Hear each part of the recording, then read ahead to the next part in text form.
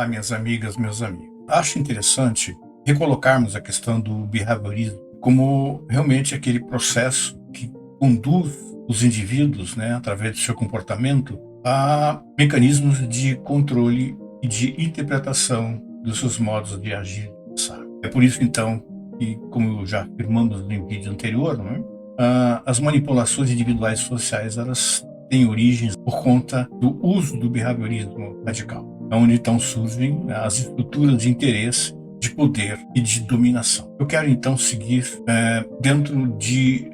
avançando o nosso estudo para dentro de uma questão muito importante, que é o entendimento de como o behaviorismo funciona. E esse funcionamento, esse entendimento, só será possível através de trazermos aqui o conteúdo da neurociência cognitiva. Quero então estabelecer nesse momento o conceito de neurociência cognitiva. Vejamos então, neurociência é uma parte da ciência que se preocupa com os neurônios, interagindo sobre o funcionamento do cérebro, procurando detectar cientificamente explicações sobre o comportamento humano, desvendando como as células neurais individuais produzem condutas e costumes que possam influenciar os ambientes e o próprio comportamento das pessoas. É por meio dela que se compreendem o pensamento, a memória e o exercício do conhecimento interagindo com as percepções sensoriais.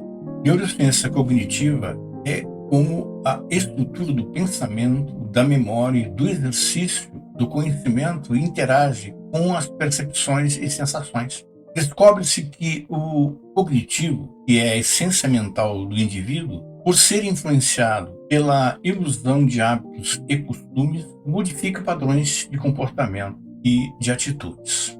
São criadas modelagens cognitivas comportamentais porque amparam o ser humano na história de se processar e de se habituar ao caráter do comportamento. São os feitios, índoles, as particularidades, etc. A personalidade, as crenças e raciocínio, aos sentimentos e as motivações e intenções que constituem a cultura individual e coletiva. É possível alcançar um nível de compreensão que condiga com o princípio racional da mente humana sobre o trânsito da vida, é preciso que seja estabelecida correlação entre personalidade, individualidade, desejo e livre-arbítrio. Estabelecemos então uma correlação entre personalidade e individualidade. A individualidade, como nós percebemos, ela está centrada no córtex frontal. Nesse local, o ser presente, o ser consciente, pratica o livre-arbítrio, que é a percepção do mundo. E essa percepção do mundo leva-o a conduzir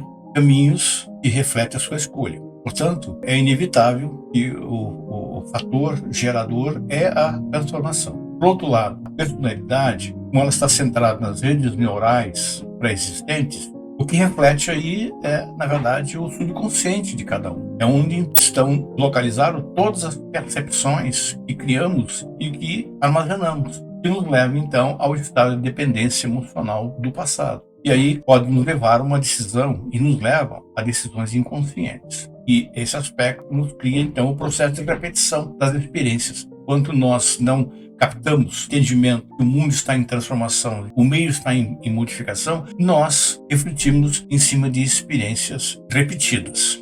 Para irmos adiante, é necessário conceituarmos personalidade e individualidade, a fim de que alcancemos a racionalidade da personalidade. É o termo abstrato utilizado para descrever e dar uma explicação teórica do conjunto de peculiaridades de um indivíduo que o caracterizam e o diferenciam dos outros. A personalidade tem várias facetas que são considerados como parte integrante dela e que influenciam as atitudes de cada pessoa. A forma física pode influenciar na autoestima de maneira positiva ou negativa, alterando o comportamento e a percepção que a pessoa tem de si. O temperamento, que é responsável pelo comportamento afetivo, a excitação e a atenção. Portanto, é o conjunto de características que marcam uma pessoa.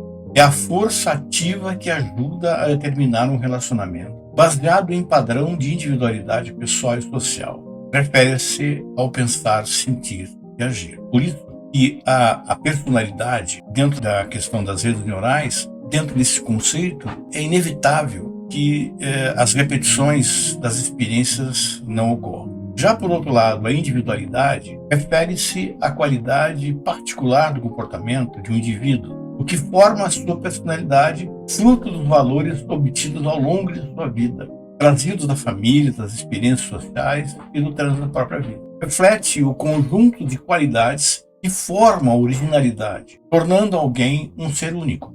Deve-se ter em mente que individualidade somente se remeterá ao individualismo quando predomina sobre a ação humana o egoísmo, o egocentrismo, o orgulho e a vaidade, instrumentos que desrespeitam a individualidade. Por isso, essa relação da individualidade no sentido do processo de transformação, é onde então se insere o contexto e a prática do livre-arbítrio. Dentro desta questão, colocamos agora, que nos levou ao conceito de personalidade e individualidade, nós fomos capazes então agora de perceber a individualidade no contexto da transformação, a personalidade no contexto da repetição das experiências.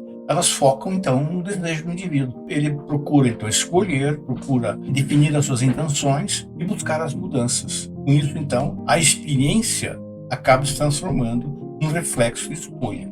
Agora, não dá para dispersar que, dentro dessa reflexão da escolha, não esteja contido o reflexo condicionado. Isso é uma questão que precisa ser muito bem ponderada para o entendimento de quando a nossa experiência realmente se reflete, se transforma no reflexo da nossa própria escolha. Fica, portanto, a mensagem de que sobre as intenções do comportamento humano, onde se ajustarão as decisões a serem tomadas, não predominarão somente os efeitos racionais, que atuarão sobre os nossos procedimentos mentais. Vamos então encerrar essa subdivisão 4, possibilitando a todos reflexionarem sobre os conteúdos que já alcançamos até aqui e nossa gratidão a todos.